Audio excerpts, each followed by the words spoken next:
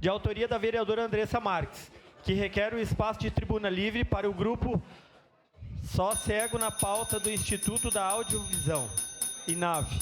Com a palavra, a autora para a leitura do requerimento.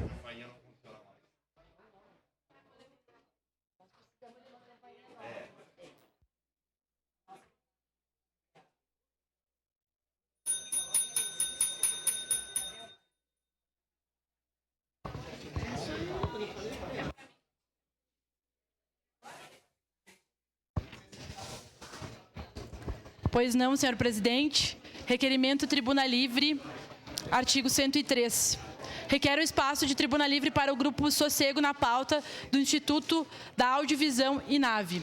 A vereadora que o presente subscreve, observadas as disposições regimentais, requer a concessão do espaço da tribuna livre na sessão do dia 9 de setembro de 2026 para o grupo Sossego na pauta do Instituto da Audiovisão INAVE.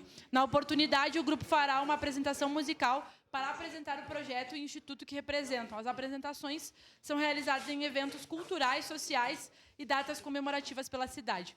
Fundado em 2009, o Instituto da Audiovisão, INAVE, é uma organização da sociedade civil sem fins lucrativos, dedicada à habilitação, reabilitação e inclusão das pessoas cegas, com baixa visão e surdo-cegueira, associadas ou não a outras deficiências. Por meio de ações na área da educação, assistência social e promoção da acessibilidade, o Instituto desenvolve programas, projetos e serviços voltados à autonomia, inclusão escolar, profissional e psicossocial, além de oferecer apoio às famílias, tecnologia assistiva, orientação especializada e ações de sensibilização da sociedade, contribuindo para a garantia de direitos e a melhoria da qualidade de vida das pessoas com deficiência visual.